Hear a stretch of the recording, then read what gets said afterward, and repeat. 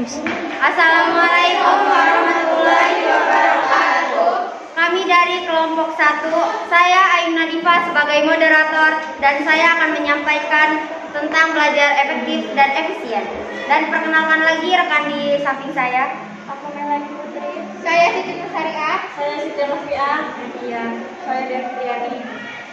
Belajar dikatakan sebagai suatu proses karena perubahan tingkah laku yang terjadi melalui suatu tahap-tahapan yang pada akhirnya menjadi suatu hasil belajar. Misalnya seorang anak yang ingin dapat belajar, maka ia mudah dilatih untuk meraba, berdiri, turun, sedikit demi sedikit melangkahkan kaki dan kemudian dia melalui dapat berjalan dengan sempurna. Demikian juga bila seorang siswa yang mengetahui kapasitas memahami suatu dengan baik, maka ia harus melalui proses yang disebut proses belajar. Proses akan menghasilkan perubahan yang bersifat internasional disengaja positif, efektif, efisien dan fungsional. Faktor yang mempengaruhi hasil belajar. Belajar itu merupakan aktivitas dan mental yang tidak berdiri sendiri, tapi keberhasilan belajar ditentukan oleh banyak faktor.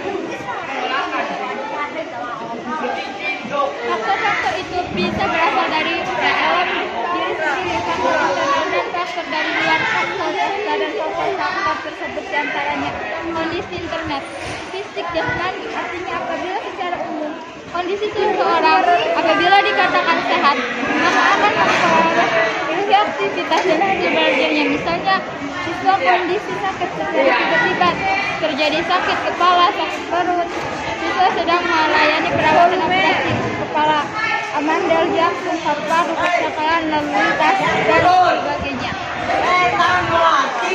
Demikian juga bila seorang siswa ingin mengetahui dapat serta memahami sesuatu dengan baik, maka ia harus melalui proses yang disebut internasional. Jadi juga positif, efektif, dan fungsional. Faktor yang mengaruhi hasil belajar. Belajar itu merupakan aktivitas fisik dan mental. 4. Kecerdasan.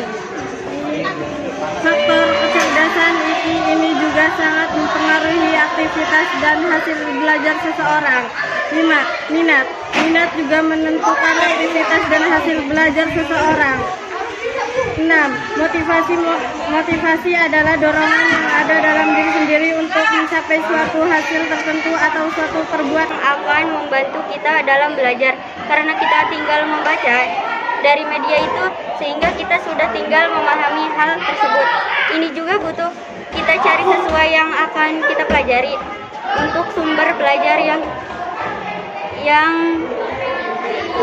sumber belajar banyak diantaranya buku, transportasi, film dengan topik tertentu, internet, dan sebagainya. 3. Strategi ataupun belajar.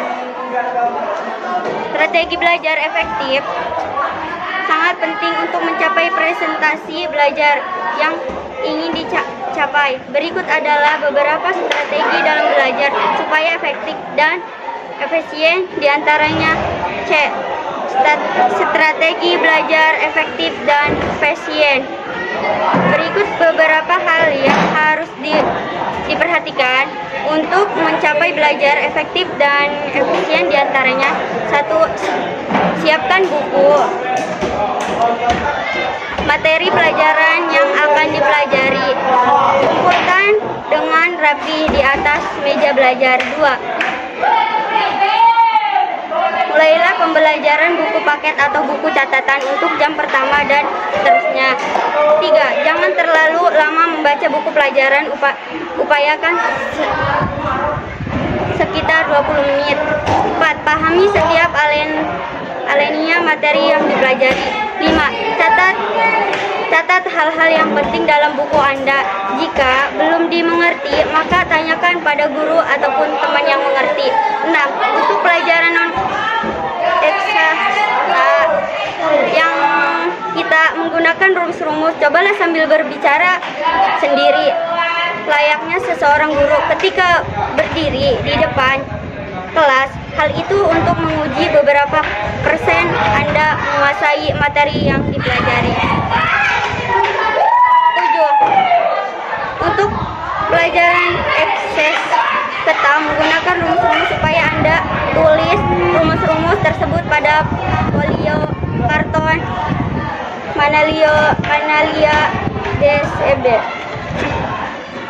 Tempelkan, gantungkan pada tempat pembelajarmu atau di kamarmu agar sering terlihat dan mudah untuk mengingatnya. 8. Kerjakan latihan soal sebanyak-banyaknya dan catat teman-temanmu. Stephen R. Covey dalam bukunya berjudul Seven Habits of Highly Effective People memaparkan 7 langkah yang bisa Anda kembangkan untuk mendapatkan belajar yang efektif.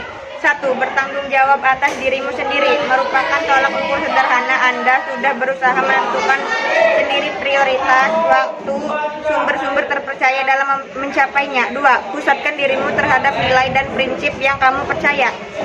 Tentukan sendiri mana yang penting bagi dirimu. Jangan biarkan teman atau orang lain mendikte kamu apa yang penting. 3. Kerjakan dahulu mana yang penting. Kerjakanlah dulu prioritas yang telah Anda tentukan sendiri. 4. Anggap dirimu berada dalam situasi competition, bukan situasi win-win lagi.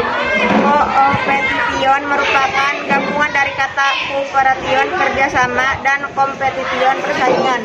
Jadi selain sebagai teman yang membantu dalam belajar bersama, anggaplah dia sebagai sainganmu juga dalam kelas. Dengan begini Anda akan selalu terpacu untuk melakukan yang terbaik, do your best di dalam kelas. 5. Pahami orang lain, maka mereka akan memahamimu. Banyaklah belajar memahami orang lain sehingga orang akan memahami Anda. Ya,